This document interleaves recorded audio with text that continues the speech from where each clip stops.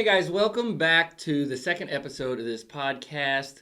We are excited to continue on our story down our journey into homesteading. But just for a second, I wanted to fast forward to where we are right now.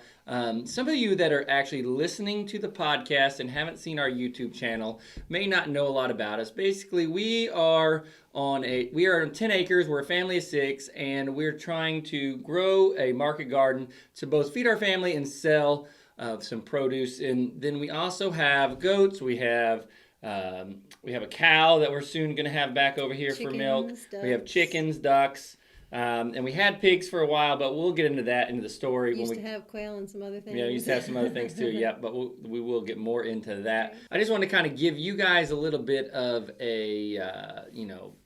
an idea of what we do now and kind of where we are if you don't know much about us. Yeah, where we left off last time was when we made it to Louisiana. Yep, so we had just moved to Louisiana, and that was quite a story in and of itself. So when we moved down to Louisiana, I actually had to work for another month up in Indiana before I could finish transferring down to the job in Louisiana.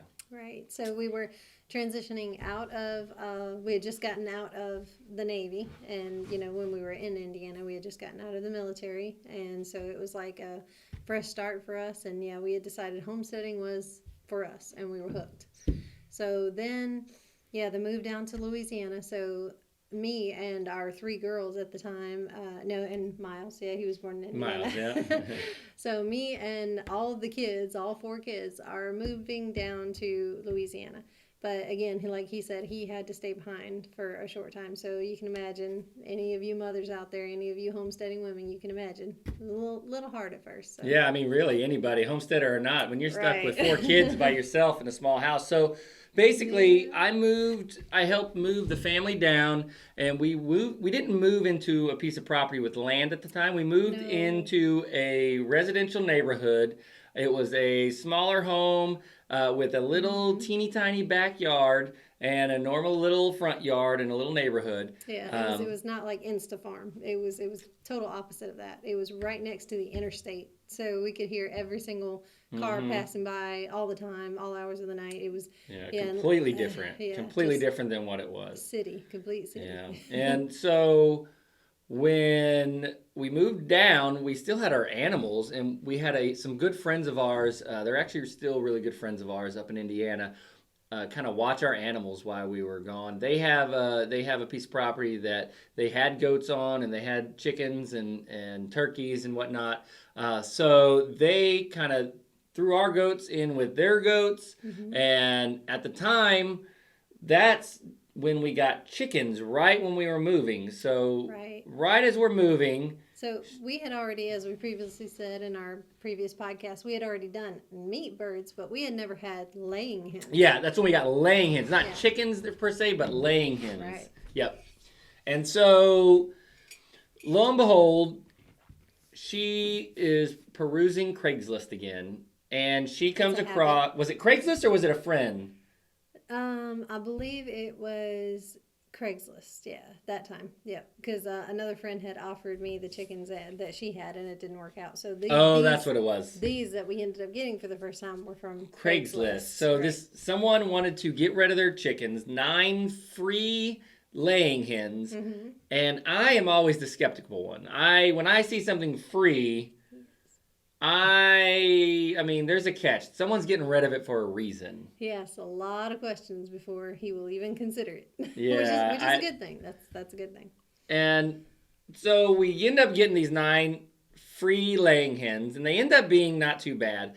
But we were moving, and we didn't have anywhere for them. So as we're moving, we drop the goats off with our friends, and we drop the 9 laying hens off with our friends, and we spray paint the little dots on their backs so we know which ones are ours and which ones are our friends. Picture, if you will. Yeah, this is a friend of ours has a pretty good amount of land, but considering what he has, but he also has a flock of his own. He has his own laying flock, which look really similar to these 9 hens, even the same breeds and the same ages. So how are we going to tell them apart? So that was his question too. When you want your hens back, how am I going to know which ones are yours? So someone came up with the brilliant idea of spraying spray paint on their backs. So, that was fun. also, I just want to stop just for a moment, and you guys will notice I'm wearing the Cog Hill hat today, not the Naked Hog hat. And these are super comfy hats. These are a newer style hat that Jason over at Cog Hill Farm started carrying. If you guys don't know about Jason and Brooke and MC, go check them out. They have their own podcast and another YouTube channel. And then these hats they sell these hats over on their website. Go check those out as well. They also, I'm not wearing it currently, but they also have a woman's hat. Yes. Very similar to that. I love it. I'm in love with that hat. I wear it a lot now. So it's got a spot in the back of the hat for your ponytail, for your hair to go. So people with a lot of hair like me, they can just, be Put more, it through the ponytail be more hole, comfortable in the hat, because that was always my hardest problem. I would always wear like a floppy farm hat or something, or not a hat like that, because my hair wouldn't fit under it and it wasn't comfortable. So now a much better solution, right? Yeah, anyway, I thought I'd mention that just because someone's commented before when they saw me wearing this Cog Hill hat.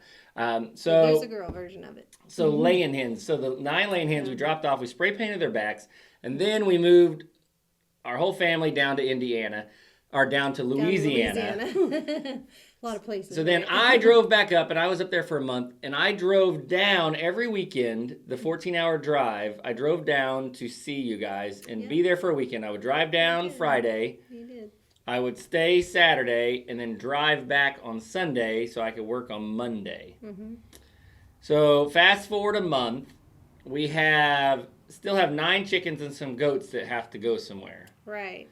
So when I'm done with work, we decide that we're going to try and put these animals in our little residential backyard. So as he said, it's a tiny little fenced-in backyard, but it was enough to hold 2. Was it 2 goats? No, it was it? 2, 3, because it was 2 and a couple babies. Okay, so 2 and 4. 2 grown and 2 right. 2 kids. Okay, so a few goats and 9 little hens, okay? And of course we built them a little chicken house in the tiny backyard, but that's what they had, and squished in together, and we all fit in this little city residential living, and it was okay with our landlord for temporary purposes, But these poor goats stuck in this little backyard, it was not great at all. That was fun. So picture this. We didn't have any other shelter for the goats in the backyard. No. So we repurposed our Soskovich-style chicken tractor for the chicken coop for the laying hens. Turned it into a laying coop. Yeah. And we locked the goats in with the chickens in this chicken tractor every night. Now, amazingly, it worked. I don't know how, but it worked. They got along. The goats got along with the chickens. And really, the only reason we felt like we needed to lock the goats up at night was because there were dogs in the neighborhood and stray dogs and things like that, and I didn't want to take a chance with them. Yeah. But that was interesting But that's when we got our first eggs in that little residential area that we'd ever gotten our own eggs. We had never gotten that experience of the laying hen laid you an egg. You go out and collect the eggs. Never had that experience. Now, I believe I had that experience when I was little, but I couldn't remember. That was too far back. It was so many years ago. So I wanted that experience as an adult. I wanted to have laying hens, and I wanted to go gather the egg, So I thought everything I had read had told me that when you move hens to a different location that's not their home, they're going to go through shock and they're not going to lay for you. Well, we had just gotten them to this location. I think it was that day or the very next day, and one of them laid an egg for us, and we just were we were ecstatic. We were I remember super Avery excited. Screaming and jumping up and down. We got an egg, It was great. It was so great. Something so simple can make you so excited. Yeah. That was really awesome. So then we had looked at a couple other places to move, and then the place where we are now ended up being the best option. Yep. So we moved into where we are now, and this is a house, and we have 10 acres. Yeah, right at 10 acres. Under it, but it's lots more room out in the country. Thank goodness. So we had a place to put us, all our kids, and our animals. Yeah, so we were only, thankfully we were only stuck in the little house about 4 months. and then we moved into here. Now, when we moved into this property, it was all completely and totally wooded except for about an acre that the house is on and the front yard. Right. So And there wasn't a lot of like roaming space, pastures. There was enough room for animals, but most of it, like he said, was still wooded, needed to be cleared. So needed some work. Off to the side of our house, there was a little structure. There still is a tiny home, if you will. It's a tiny little what someone probably was using to live in at some point, and with a carport-ish area over the top of it, and that is where we ended up making our first barn. We repurposed it into a barn shelter, with a fenced-in area for our goats. So that's where they were that's where we put them when we got here, and that's where they currently still are. So because we're kind of make-it-work people, we didn't really have the financial resources to just actually turn it into an all-out barn. So what we did is the carport area, we took some weld wire fencing, and at first we fenced it off, and then we had never really we lived out in the country in Indiana, but this is like the woods, right? We're out here, and it's all wooded. It's more like the sticks of so the South. I'm thinking predators, right? So not only do we put weld wire fencing around the goats, but I ran a top wire of polywire electric, one, to make sure the goats didn't try to jump out, and two, keep any predators out. So that was kind of our first barn that we barn. And I thought that was pretty good for our first goat. Yeah, it wasn't too bad. It was pretty good. And then the chickens, we used that same repurposed chicken tractor, and we put it out in the front yard, and then we just free-ranged our flock of chickens. Now, free-ranging, I know all of you guys probably have your different opinions about free-range. So out here, I have my doubts too, but it actually worked really well. I mean, I think we only have, was it one hawk attack or two? Yeah, one. I think hawks got him one time. We had, at one time, I think it was 55 birds, and we had geese, and we had ducks, and we had muscovies, and we had laying hens. They were everywhere, and they free ranged the whole property, and they were just friendly, and they didn't get run over. They just knew to move out of the way of people and cars and stuff, but they just roamed the property. They kept down all the bugs, kept away snakes and everything, and nothing ever got them because they went to bed at night and they never wandered off. They knew their area, and they kind of had a feel for how far they could go and how far they shouldn't go, and they stayed within their boundaries. Now, when she says they did well, there were a couple bad things when you have chickens free ranging in your front yard. There are some downsides. Right close to your house. So our porch, what happened with our porch?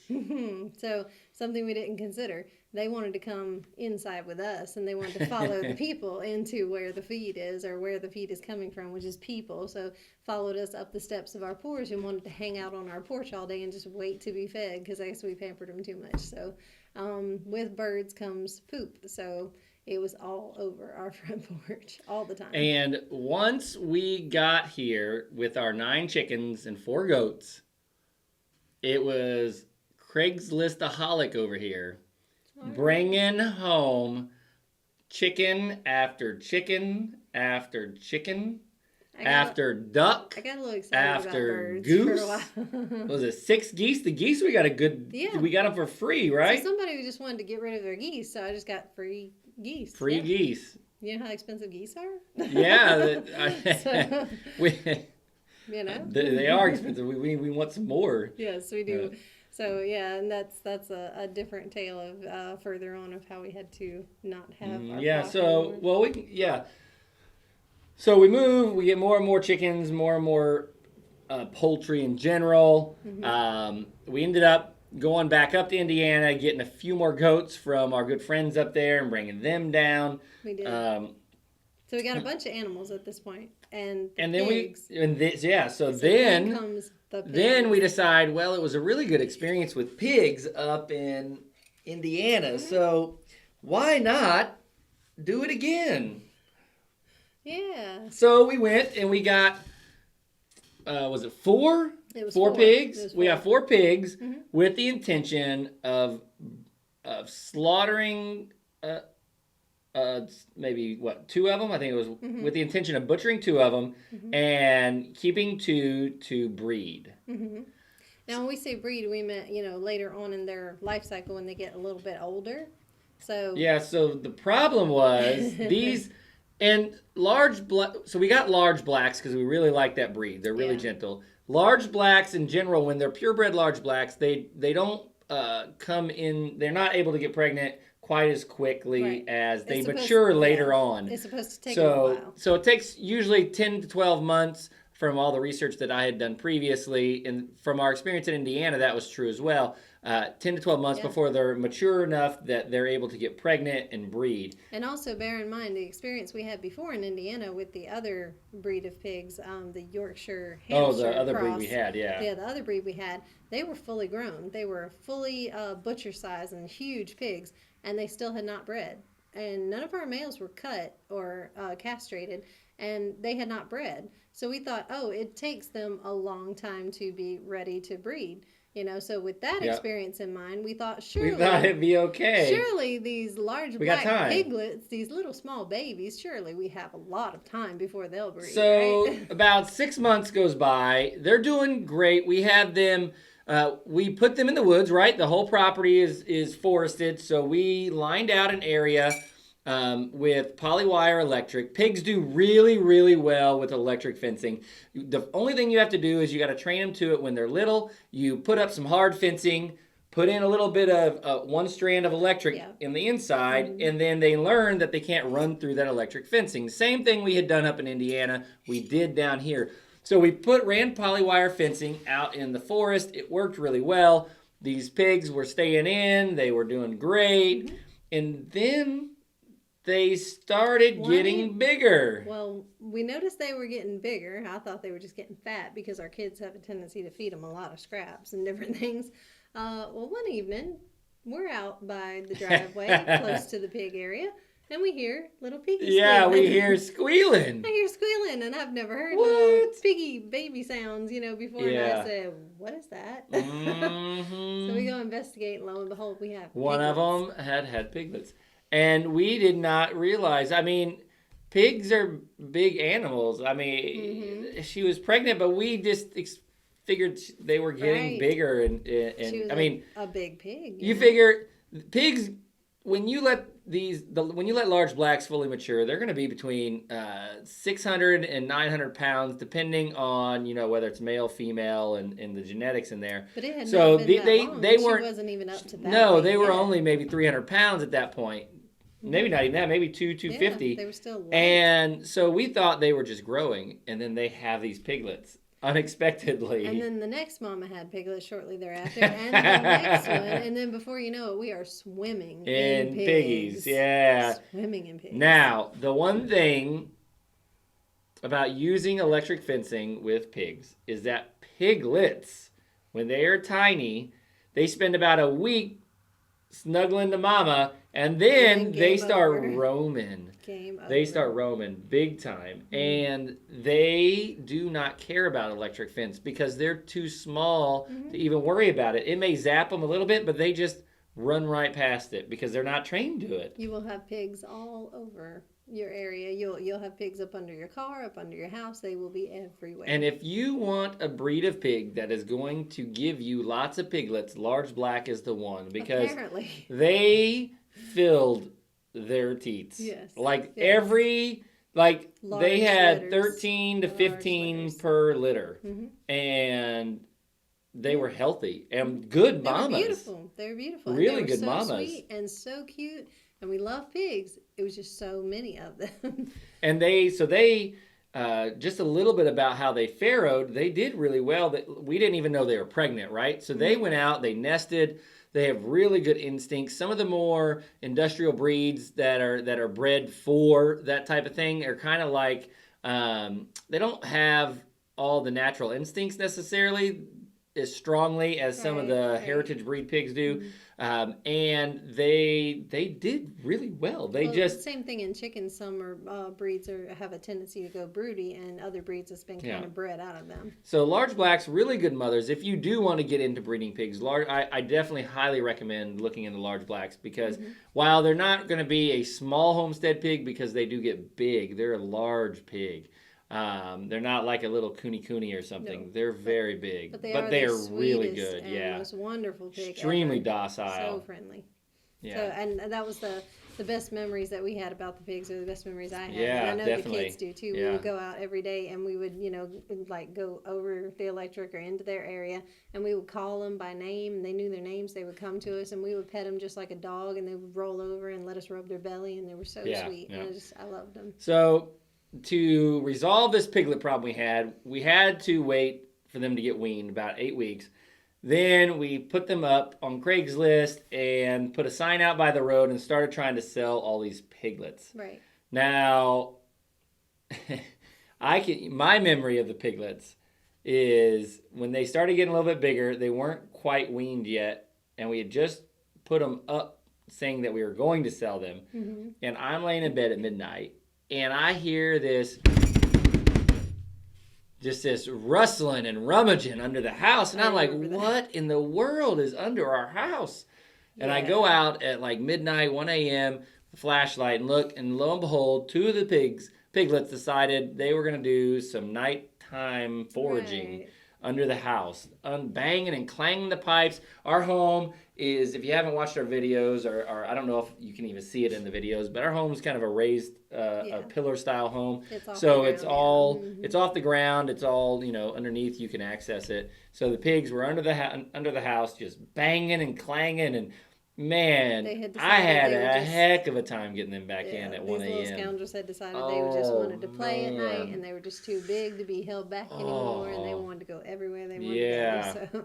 Oh, man. And we were thinking, because there is a road that's right here by our property, right after you go down the driveway, there's a major highway there. There's a major road. So we were thinking they're going to go out on the road, and they're definitely going to get hit by a car, and they're going to cause an accident. Yeah, and that was a concern. And so during the day, the piglets would wander together as a herd out into the road sometimes. So we would have to go round them back in. So when we got all the piglets sold, it was such a relief getting them sold. And at that point, we were so done with pigs that we still loved pigs, and we still do, but we just needed a break, and we needed to revisit and rethink things. At that point, we were getting ready to clear some of the land, and we ended up giving away some of the pigs at a really good deal. Some of them we just gave away to friends of ours. Yeah, 1 or 2 we slaughtered, 1 or 2 we gave away. We just ended up being done with pigs for the moment because, when you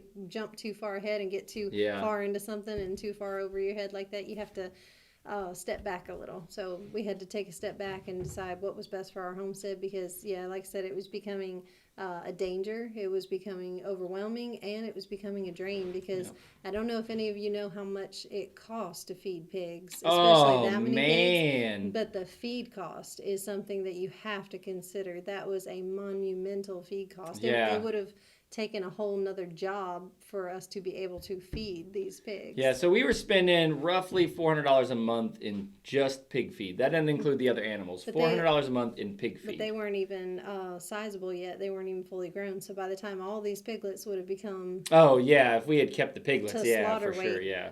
That feed bill would have been astronomical. Yeah, so the $400 a month was just maintaining the piglets as piglets, and then the 4 grown pigs that we had. Right. And they were big. By the time we slaughtered them, they were. By the time we got rid of all the piglets, and then got rid of the actual full grown pigs, the boar that we had, he was at least 600 pounds, 700 pounds. He was so huge. Yeah. He was big. And he was sweet, he was the most docile and sweetest one out of all of them. He had the best temperament out of all of them, but he was a monster pig. He was so big. Most pigs, people will tell you that if the mama has piglets, don't go touch the piglets because the mama is going to be aggressive and you're going to get eaten up. But these pigs, like the mama obviously would be concerned, but you grab her piglet, she comes up to you and snorts a little bit and looks at what you're doing, and she's like, hey, don't mess with my piglet, and then she just goes on her way, and it's Now, okay. other people's pigs or other pigs that have not been handled every day or not as well handled Well, by that's people. true. Yeah, we handled That them. might be true. That statement might be true. Don't mess with their piglets. But these had been handled since infancy. They knew us. They knew us, and they knew their names. And like I said, we just loved on them every day. So they trusted us to touch their babies, and they didn't attack or anything. They just kind of got upset. And I don't know if you've ever heard the mama pig upset sound, but she has a certain sound she makes when she's nervous and anxious and upset, and she wants you to stop. You know, she makes that sound, but she would never harm us because she was a well-handled pig. So. Yep. Sorry, guys, we had to restart the camera. Yeah. Sorry. So, we got the pigs gone. Right. So we got the pigs gone, and if you fast forward a little bit from there, you kind of go watch some of the YouTube videos that we did, but everything just kind of stagnated, and we didn't really make a whole lot of progress. I was working a job where I was gone a lot. I was gone away from home a lot. So I was working long hours on the nights that I did come home, and then I was gone overnight a lot, having to travel, and it was just not very conducive to family, let alone a homestead and getting the farm done. So everything had taken a step back. So like he said, we got rid of the pigs, but then also we had gotten rid of our flock, all the 50 birds, and got rid of the birds. Geese are gone. Geese are gone. Ducks are gone. All these other different variety of birds and our laying hens, all gone. We just downsized. We stepped back and we said, okay, we need to refocus here for a second. We got way in over our heads. We started just trying to find our way back to proceeding forward slowly into our homestead. Yeah. And that's when we made a pivotal turning point. Yeah, and let's go back to and focus on the garden for a second. So we did the animals, and at the same time we were doing all these animals, and we started trying to plant a garden when we first came in here too. Yeah, so we made an and attempt. So this garden, guys, our idea of a garden when we first moved here, and this really was our first garden that we had really successfully done really well, or that we had tried to do successfully. Right. And in our adult life, this was our first attempt at it. So this garden, our idea of it was that it needed to be all heirloom seeds because hybrids were evil. It needed to be no tilling. So we put tarps. No, we didn't put tarps. We put hay down over the grass to kill the grass. And somewhere in my mind, I thought, okay, this is a good idea. I saw it on YouTube, and this is what they said you do, and it's supposed to just break down the grass. We're going to give it a try. And you don't even need to till it. The soil just becomes supple and workable. Right. And we just thought magically in this clay, hard dirt that we would just put these seedlings in the ground, and nature would just do the rest. So we grew out these heirloom seedlings. We put them in the ground, and what happened? We didn't grow anything. We didn't grow nothing. Oh, no. Even the plants, even though they survived, they did not thrive. They did not produce anything. The bugs ate up whatever didn't make it. whatever did live, the bugs ate. Yeah. It was absolutely miserable. We worked so hard for it, too. And I would be out there for hours and hours just watering these garden beds by hand with a water hose. And I had all these seed trays set up on 2-3 hours you'd be watering. Yeah, on our back porch area, on our little back deck. I had folding tables out there and tons of seed trays with little seedlings that were growing great. But once the seedlings went out in the garden, kaput. And we just couldn't figure out what we were doing wrong. And if we had to try to feed our family off of what we grew that first year, we would have starved. We would have starved, yeah. And not just the first year, but the second year. Yeah. And the third year. And we would fix, or we thought we'd fix what we had done wrong. We would adjust things. We would try again. And we were diligent. I'll give us that. We were diligent. We tried again. But it just still wasn't working. Here we were 3 years in, and we can't grow any food.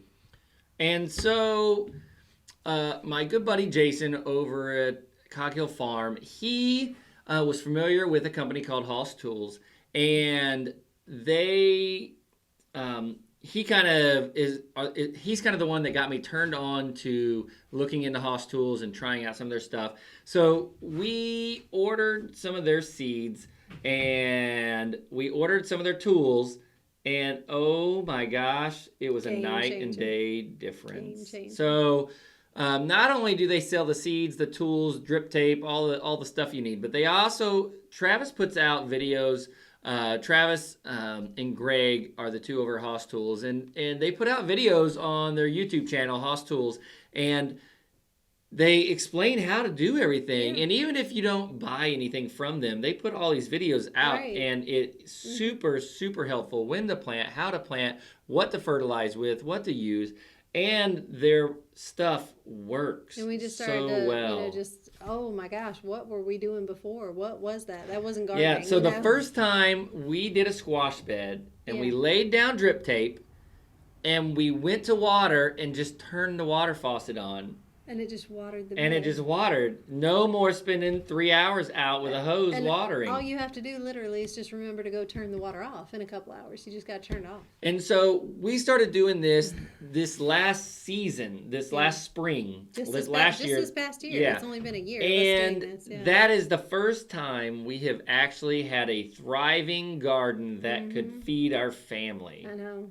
That's what made it a realistic goal Right. to have the market garden that we're getting going now. So then things became more of a reality and less of a dream, some far off dream. It was actually attainable now. Things were happening. We were growing food. We were canning food. Yeah. We were feeding our family. Feeding the It was family real. off of it. Yeah, it's crazy. And then all of a sudden we can do a market garden. Yeah, these things were happening. But I think when our mindset shifted to gardening more than just a bunch of livestock, and when our land got cleared and we finally started working the soil and we focused more on that area, that's when everything kind of shifted. That's when everything got better. Yeah. Now, I am not saying that no-till is bad, that back to Eden is bad. I'm not saying that any of these other methods are bad. But what I am saying is that it's important to do what works for you. Definitely. That's so important. If back to Eden is the style of gardening that grows your family food, then use it. Don't care what anybody else says. If using fertilizer or 7 Dust or whatever you want to use on your garden is what works for you, then use it. For us, we are able to use all organic pest control using BT, Spinosad, neem oil. If you don't know what those products are, we'll kind of go more in depth on what those products are in another video. But use what works for you. So we do spray some stuff on our plants, but it is organic. Yeah, it's all natural. It's organic. We don't spray harsh chemicals, Nope. but let me tell you, we live in the deep south, so we have bugs. We have big bugs, and if we don't spray with anything, you're not going to grow anything. You're not. You feeding may the grow bugs. it, but you're going to grow a lot of bugs. I hope you like your protein source coming from the pests. For real. Because that's where it's going to come from. And the other thing that's really important that got us to where we are now is community.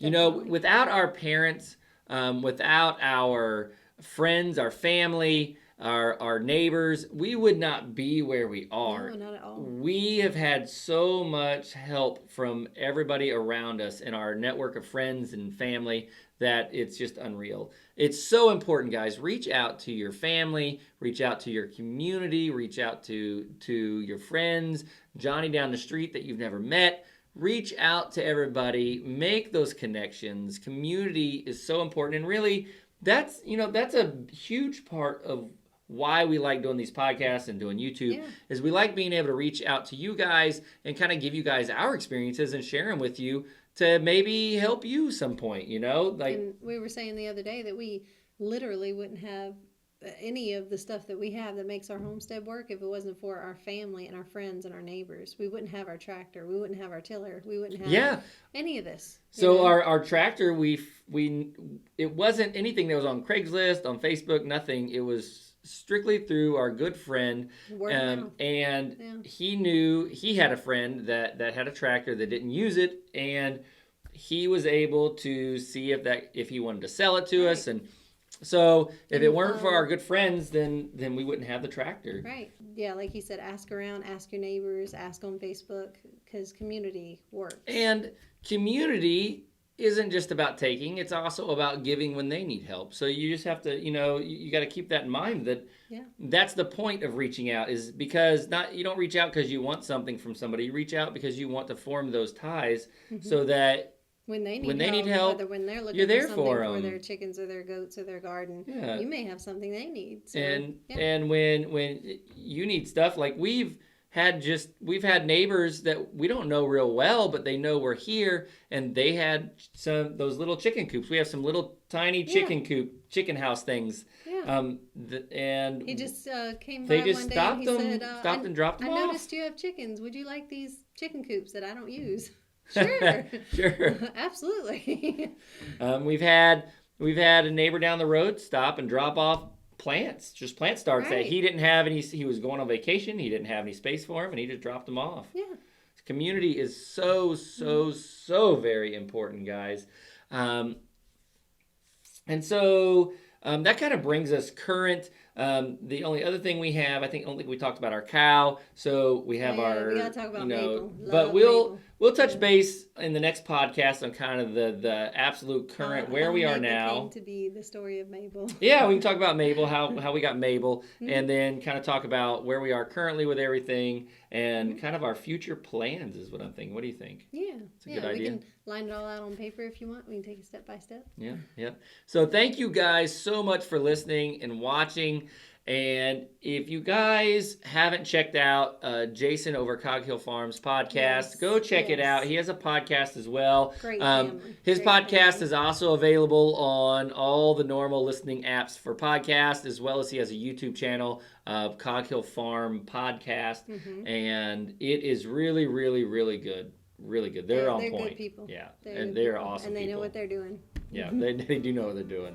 They've been through it. They've been through it. Thank you guys again, and we will catch you guys in next week's podcast.